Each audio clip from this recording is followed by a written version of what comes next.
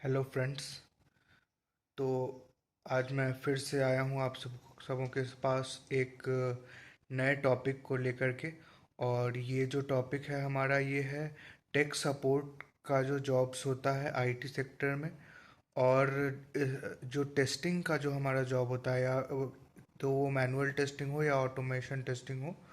तो इस तरह की जो जॉब्स होती हैं इनको स्पेसिफिकली मैंने ये देखा है कि सी एस आई टी और जो सर्किटल ब्रांचेस में अगर आप पढ़ाई किए होंगे इन ब्रांचेस से तो आपने देखा होगा अक्सर जो फैकल्टी मेंबर्स होते हैं वो इस तरह के जॉब्स को मतलब थोड़ा सा वो लो ग्रेड का दिखाने का कोशिश करते हैं। और वो कहते हैं बात बात में भी कई बार कि भाई अगर नहीं पढ़ोगे लिखोगे ढंग से तो एट द एंड तुम्हें सर्विस बेस्ड कंपनी में प्लेसमेंट होगा और फिर तुम इन्हीं सब चीज़ों में तुम्हारा कैरियर ट्रैप हो जाएगा।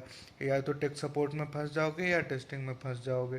तो भाई साहब आज हम देखेंगे कि क्या टेक सपोर्ट या टेस्टिंग का जो जॉब है आईटी में तो क्या ये वाकई में बहुत बिल्कुल ही मतलब वर्थलेस ही है या इसका कुछ मेरिट डिमेरिट क्या है।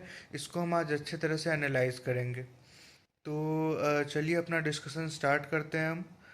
तो हमारा जो फर्स्ट पॉइंट होता है कि क्यों मोस्ट ऑफ द लेक्चरर्स और एकेडमिशियंस जो होते हैं सी एस आई टी वाले या सर्किटल ब्रांच के वो क्यों इस तरह के जॉब्स को उतना बेहतर नहीं समझते। तो one of the main reason है कि इसमें टेक्निकल काम थोड़ा कम होता है। जो अगर ऑटोमेशन टेस्टिंग को हटा दिया जाए तो ऑटोमेशन में क्योंकि आपको स्क्रिप्ट वगैरह लिखना है। बाकी उसके अलावा मैनुअल टेस्टिंग और टेक सपोर्ट में टेक्निकल काम आपका उतना इन्वॉल्व नहीं है, आपको कोडिंग वगैरह उतना नहीं करना है। और एकेडमिशियंस मेनली वो ज़्यादा अप्रिशिएट करते हैं रिसर्च बेस्ड जॉब्स को, थोड़ा इनोवेटिव टाइप के जॉब्स को। तो इसमें टेक्निकल वर्क उतना नहीं होता है, तो ये एक रीज़न होता है कि उन वो लोग इस तरह के जॉब्स को ज़्यादा अप्रिशिएट नहीं करते। दूसरा ये मैंने एक पॉइंट ऑब्जर्व किया है कि आप चाहे कोई भी कंपनी ले लो, चाहे आप सर्विस बेस्ड कंपनी ही ले लो या प्रोडक्ट बेस्ड कंपनी, हर जगह टेस्टिंग में या टेक सपोर्ट में जो सैलरी होता है वो एज कंपेयर टू डेवलपर वो slightly it is on a lower side. तो थोड़ा सा सैलरी डिफरेंस रहता है, थोड़ा सा सैलरी इसमें लोअर है। ये मैंने देखा, आप किसी अमेज़ॉन वगैरह का भी एच डी ई का सैलरी देख लो और एच डी ई टी का सैलरी देख लो, तो उसमें आपको डिफरेंस हमेशा दिख जाएगा। और एक जो और डिमेरिट है ये खासकर टेक सपोर्ट वाले में ज़्यादा है कि नाइट शिफ्ट में अक्सर उनको काम मिल जाता है, नाइट शिफ्ट मिलने का चांसेस ज़्यादा रहता है। और ये इसको मैं डिमेरिट ही कंसिडर करूँगा क्योंकि इससे आपके लाइफ पे इम्पैक्ट पड़ रहा है, आपके फिजिकल और मेंटल हेल्थ पर भी इससे आपका निगेटिव इम्पैक्ट पड़ता है। और कभी भी shift based job, night shift based job आप ज़्यादा टाइम के लिए नहीं कर सकते। एक टाइम आएगा जब आपकी भी फैमिली होगी, आपको भी थोड़ा टाइम मैनेज करना पड़ेगा, तो ऐसे में काफ़ी दिक्कत हो सकता है। तो ये तो हो गया, हमने डिमेरिट डिस्कस कर लिया। अब क्या वाकई में सारा चीज़ गड़बड़ ही है इसमें या भैया कुछ इसमें एडवांटेज भी है, कुछ फ़ायदा है। तो चलिए अब कुछ फ़ायदे भी हम देख लेते हैं कि क्या क्या इसमें एडवांटेजेस रहता है, क्या क्या इसका प्लस पॉइंट रहता है। तो जैसा मैंने कहा कि टेक्निकल वर्क इसमें कम होता है, but at the same time इसमें जो फंक्शनल वर्क होता है इसमें आप काम करके जो बिजनेस का अंडरस्टैंडिंग आप एक डेवलप करते हैं, जो आप टेक्नो फंक्शनल लर्निंग आपका होता है इन सब चीज़ों से, वो बिल्कुल नेक्स्ट लेवल का होता है। आपको काफ़ी अच्छा चीज़ बिजनेस को आपको काफ़ी क्लोजली समझने का, जानने का मौका मिलता है। आपको end to end use cases क्या है आपके डोमेन से रिलेटेड, जैसे मान लीजिए आप किसी हेल्थ केयर के क्लाइंट के लिए काम कर रहे हैं या फाइनेंस के क्लाइंट के लिए काम कर रहे हैं, तो आप उसके बिजनेस का कैसा फंक्शनल बिजनेस उसका कैसे वर्क कर रहा है, क्या क्या प्रोसेसेस हैं उसमें, उसको आप समझोगे। तो ये एक काफ़ी बड़ा प्लस पॉइंट है।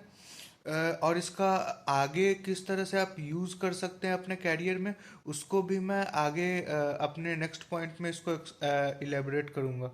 तो एक इसके अलावा एक और एडवांटेज होता है टेक सपोर्ट और इन इस तरह के जॉब्स में कि इसमें ऑन साइट अपॉर्चुनिटीज़ ज़्यादा होती हैं।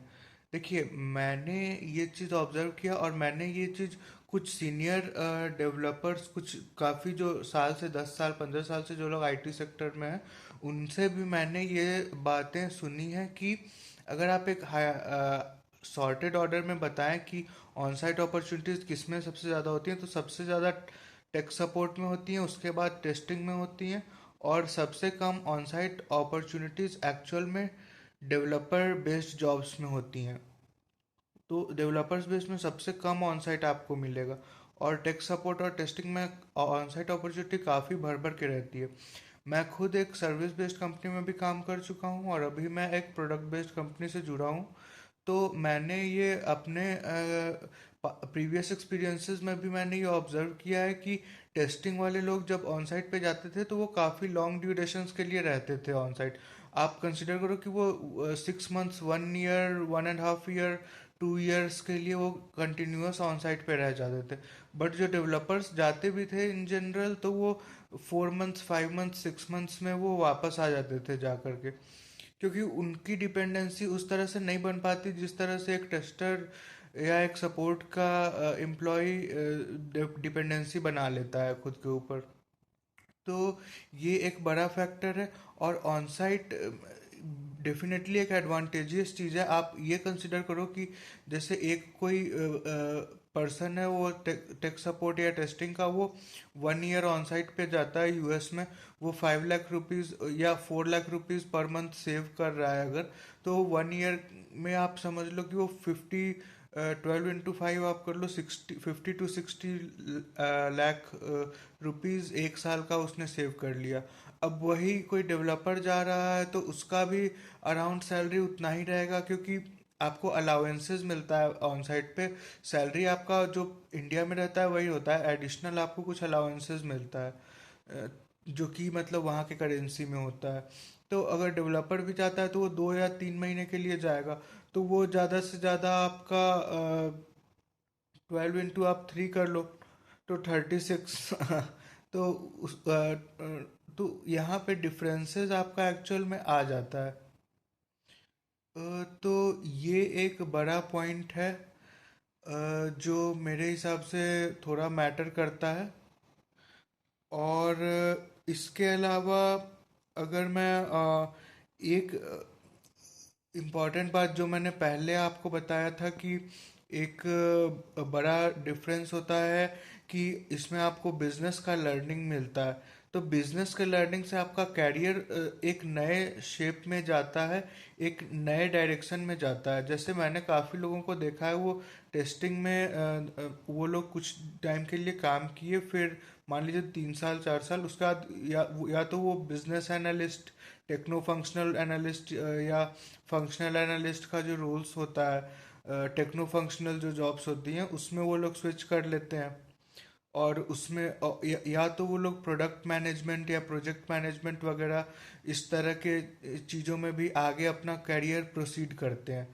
और काफ़ी सारे एम्प्लॉयज़ को, डेवलपर्स, ये टेक सपोर्ट और टेस्टर को मैंने ये भी देखा है कि उनका चूंकि बिजनेस नॉलेज अच्छा होता है, और वो एजाइल मेथडोलॉजीज में कुछ उन्होंने मान लीजिए सर्टिफिकेशन वगैरह कर लिया, तो उसके थ्रू भी वो स्क्रम मास्टर, प्रोडक्ट ओनर, इस तरह का जो रोल होता है, प्रोडक्ट मैनेजर्स, इसमें भी वो काफ़ी अच्छा करते हैं। और ज़्यादातर आप अगर देखिएगा इस तरह के रोल्स में, तो टेस्टिंग और ये सपोर्ट टाइप के जिनका पास्ट एक्सपीरियंस है वो लोग इसमें भर भर के रहते हैं।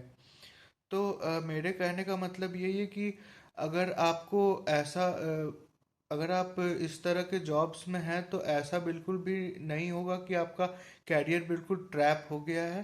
डेफिनेटली आप इससे आगे निकल सकते हैं, आगे बढ़ सकते हैं और अच्छे डायरेक्शन में भी मूव कर सकते हैं।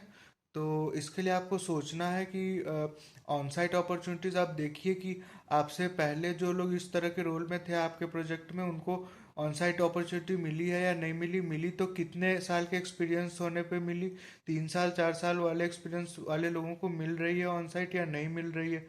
तो ये सब चीज़ें आप देखिएगा तो आपको खुद आइडिया लगेगा कि हाँ, लोग इन सब रोल्स में भी ग्रो कर रहे हैं और अच्छा कर रहे हैं अपने करियर में। तो आज के लिए हमारा डिस्कशन मोर और लेस इतना ही है। अगर आपका कोई डिफरेंस है ओपिनियन में, या अगर आप एग्री करते हैं डिसएग्री करते हैं, जो भी आपका व्यू पॉइंट है उसको आप कमेंट सेक्शन में ज़रूर शेयर कीजिए। और अगर आपको वीडियो अच्छा लगा हो तो लाइक कीजिए। हमारे चैनल को सब्सक्राइब भी आप कर सकते हैं। इस तरह के कंटेंट और आपको मिलते रहेंगे। और डेफिनेटली अगर आपने वीडियो पसंद कर रहे हैं तो आप फ्रेंड्स के साथ शेयर भी करें।